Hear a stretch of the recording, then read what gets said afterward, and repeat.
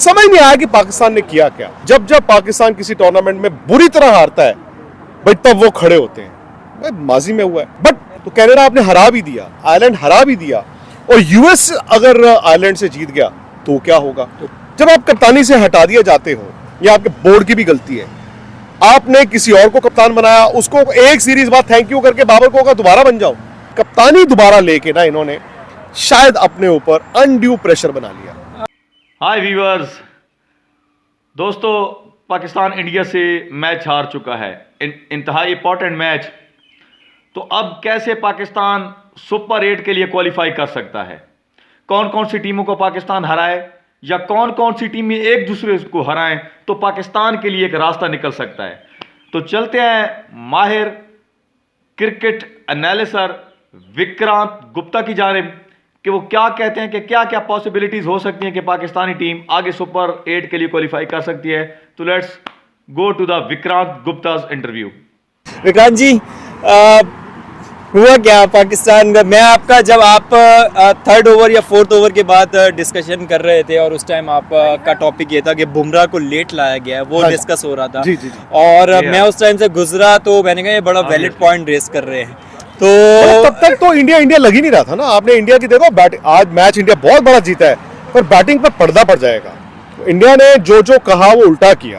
Batting बड़ी timid दिखी, फिर वही डर के 8 नंबर पे हमें बैटिंग चाहिए, उससे क्या हुआ, अपने अटैकिंग स्पिनर्स को बाहर बिठा दिया, वो सब हुआ यार। बट 119 रन आप पाकिस्तान को दोबारा कहो कि अगर इंडिया पहले बैटिंग कर रहा है, आप टॉस जीत के उनको डाल रहे हो यार, वो 119 बना पाएंगे? तो पाकिस्तान को तो खुश होना चाहिए था 120 रन चेज करना। और ये भी फैक्ट है कि विकेट सेकंड इनिंग में बेहतर हुई है। मतलब सुबह जितना स्लगिश था, कई तो ऐसे इंडिया के ड्राइव मार के आउट हुए हैं, बाद में विकेट इतनी खराब नहीं थी। पर समझ नहीं आया कि पाकिस्तान ने किया क्या। मुझे लग रहा था कि पाकिस्तान, फिर वही 2-3 दिन से बात चल रही थी कि जब जब पाकिस्तान किसी टूर्नामेंट में बुरी तरह हारता है भाई तब वो खड़े होते हैं, भाई माजी में हुआ है। बट मैं 2 दिन पहले करता, मैं यार होता तो है, पर ये वो पाकिस्तान नहीं है, और उन्होंने वो प्रूव किया।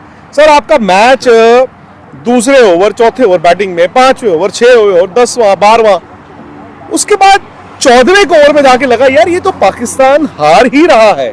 तब तक तो मतलब एक्चुअली हमें लग रहा था कि यार इंडिया मैच हार गया, इंडिया मैच हार गया, इंडिया मैच हार गया। और मैं मीडिया बॉक्स में भी देख रहा था, आप भी थे और भी थे सब। क्या होता है कि जो मर्जी कहें आप एज जर्नलिस्ट, जितना मर्जी न्यूट्रल रह लें, अंदर तो यार होता ही है ना। मुझे भी बुरा लग रहा था कि इंडिया हार जाएगा, और जब इंडिया जीता मुझे बड़ी खुशी हुई। और आप लोगों को मैं समझ सकता हूं कि सिर्फ आज के मैच की टेंशन नहीं थी, आपको ये भी टेंशन है कि सुपर 8 से बाहर तो नहीं हो जाएगा पाकिस्तान। अब यूएस से हार गए, आप इंडिया से हार गए, अब सूरत हाल ये है आई थिंक आयरलैंड और कनाडा। तो कनाडा आपने हरा भी दिया, आयरलैंड हरा भी दिया, और यूएस अगर आयरलैंड से जीत गया तो क्या होगा। सो आई थिंक मैं समझ सकता था कि आप लोग उस चीज को लेकर काफी वरीड थे, और एज जर्नलिस्ट होता भी है, बिकॉज आपकी ऑर्गेनाइजेशन पैसे खर्चती है, आप एक तो मुल्क के लिए सोचते हैं, एक अपने लिए भी सोचते हैं कि यार एज जर्नलिस्ट मेरे लिए, मेरे चैनल के लिए एक अपॉर्चुनिटी है। अगर पाकिस्तान या इंडिया अच्छा करेगा, लोग देखेंगे तो आपका प्रोग्राम और पॉपुलर होगा। तो मैं वो भी समझता था। बट मैं आपको सच बताऊं, मैंने एक ट्वीट किया था, 15 ओवर का गेम हुआ था शायद तब, या 16 का हुआ था, तो नहीं 24 गेंदों में कोई 30-35 रन रह गए थे, और उससे पिछली 5 ओवर में पाकिस्तान ने 19 रन बनाए थे, 2 विकेट। तब मैंने ट्वीट किया था Pakistan is being Pakistan, and they actually played like वही। बाबर और रिजवान आज उनका नेचुरल गेम था, नेचुरल डे था। उनको कहा जाता है कि वो जो जिस तरह एग्रेसिव शॉट्स उनके पास नहीं है, ऐसी सिनेरियो के अंदर यही उनका एक नेचुरल गेम है जो खेल रहा था। बट आज के दिन उनका फ्लॉप होना समझते हैं कि एक मैसिव चांस था, जो कि इंडिया के लिए ऑब्वियसली बात है। एक हीरोइक परफॉर्मेंस उनकी 152 के बाद, एक पाकिस्तान टीम की जो उसके बाद एक उरूज मिला। हमने देखा कि पाकिस्तान टीम दोबारा से एक इंडिया पाकिस्तान की बैटल्स को लेके वो सीरियस हो गए। पहले वन साइडेड मैचेस हो रहे थे। एमसीजी का भी मैच जो है इंडिया विराट ने लास्ट 3 ओवर में जिताया था। अच्छा, आज भी जो आप बाबर रिजवान की बात कर रहे हैं, बाबर का तो ये था जल्दी आउट हो गए, जैसे विराट जल्दी आउट हो गए। जल्दी आउट होने में आप क्या कर सकते हो, कुछ नहीं कर सकते। बट मुझे लगा रिजवान क्योंकि सेट हो गए थे, और फखर जब आउट हुए उनको इस चीज का एहसास होना चाहिए था कि यार हमारे पास तजुर्बा है, इंडिया कोशिश तो कर रहा है, बट हम गेम में ऊपर है।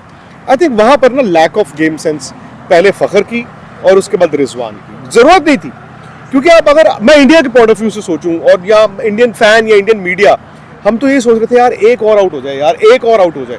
आपको मालूम है कि ये पैनिक वाली सिचुएशन आ गई है, भले आप 4 गेंदें एक्स्ट्रा खेल लें, पर जो सेट बैट्समैन है ना उसको मैच खत्म करके आना चाहिए। विराट ने किया था ना वहाँ पे सेट। बिल्कुल बिल्कुल। विराट की अभी जो बात है, विराट का जो कंपैरिजन होता है कुछ प्लेयर्स को लेके, वो यही असल वो चीज़ है, वो मिस होती है। मतलब अगर बाबर को विराट के करीब पहुंचना है या उस तक जाना है तो ये इनिंग्स चाहिए होंगे। विराट वैसे ही विराट तो नहीं बन गए ना कि चेस के अंदर जो रिसेंट हिस्ट्री है कोई कंपैरेटिवली कोई करीब भी खड़ा हुआ नहीं है। तो आपका अगर कंपैरिजन किसी ऐसे कद के प्लेयर के साथ हो रहा है और ऐसे चांसेस अगर आप मिस करोगे तो कैरियर के अंदर आप अपने आप को और पीछे की तरफ ले। यही है ना कि आपको जब नंबर 1 बनना है तो फिर सिर्फ रनों से नहीं बनते आपने रन किस दिन बनाए, कहां पर बनाए और क्या क्या जिताया। विराट ने तो देखिए जिंदगी में बहुत रन बनाए हैं, ठीक है। आज से 4 साल पहले ये डिबेट था कि क्या बाबर विराट से वो बेटन ले सकते हैं। आई थिंक किसी ने ये नहीं कहा था कि विराट से बेहतर हो गए हैं। और एक पीरियड आया था जब विराट का भी थोड़ा सितारा गिरा हुआ था, 2-2.5 साल 3 साल उनका 100 नहीं आया, तब बाबर रन बना रहे थे। मुझे लगता है कि जो मेरी असेसमेंट है, I could be wrong because वो आपकी कंट्री है, आपकी टीम है, मैं बाहर से देख रहा हूँ, कभी कभी बाहर से दिखता नहीं है, कभी कभी बाहर से बेहतर दिखता है। मुझे ये लगा कि 2 साल पहले आपकी टीम ना 3 साल पहले इस फॉर्मेट में भी बहुत अच्छी थी। यंग कप्तान, यंग टीम, उनको हल्लाशेरी दे के ले गए। उसके बाद क्या हुआ, जब आप सीनियर होना शुरू होते हैं, मैं बाबर नहीं बात, फिर हर बंदे को अपनी अपनी लीडरशिप एस्पिरेशन, और मीडिया वहां पे पाकिस्तान में आई थिंक बाबर जब रन भी बनाते थे तो भी गाली देता था, वो ना आ जाता है। फिर वर्ल्ड कप के बाद जब इनको कप्तानी से हटाया गया, मुझे नहीं पता वजह सही थी या गलत थी, हटा दिया गया। जब आप कप्तानी से हटा दिए जाते हो, ये आपके बोर्ड की भी गलती है। आपने किसी और को कप्तान बनाया, उसको एक सीरीज बाद थैंक यू करके बाबर को कहा दोबारा बन जाओ।